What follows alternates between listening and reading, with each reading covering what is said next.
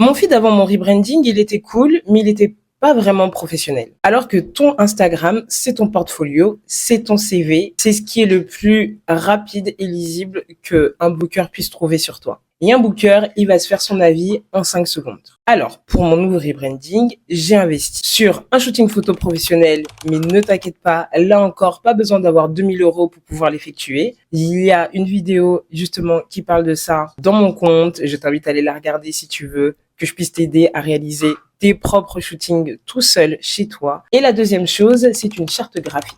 Très important. Comprenez que la répétition crée la reconnaissance. Il va falloir que tu te choisisses une typo, des couleurs, des manières de retoucher ou des textures qui seront apparentes sur la plupart de tes photos. Bref, une vraie identité visuelle. Part du principe que quand on voit un post, on doit savoir que c'est toi avant même de voir ton nom cité. C'est ce qu'on appelle dans le marketing la brand consistency. Si ton son est propre, sache que ton image doit l'être tout autant. Mieux tu mixes, plus fort tu es et plus forte doit être ton image. Donc c'est pas quelque chose à prendre à la légère. Et je vais encore le répéter dans la vidéo, mais le talent ne suffit plus et il va falloir que tu l'acceptes. Troisièmement, la stratégie de contenu. Beaucoup de DJ, dont moi, ne savent pas vraiment quel type de contenu mixer. En fait, on ne sait tout simplement pas quoi poster. Malheureusement, aujourd'hui, qui dit pas de contenu, dit pas vraiment de date, ou très peu. Alors, mon seul conseil pour pas dénaturer qui tu es, sans vraiment savoir qui tu es à travers l'écran, documente ce que tu fais. C'est le meilleur conseil que je puisse te donner. En vrai, t'as pas besoin de jouer à Tomorrowland pour avoir un contenu qualitatif. Montre comment tu dictes tes sons, fais des mini-mix at home où on voit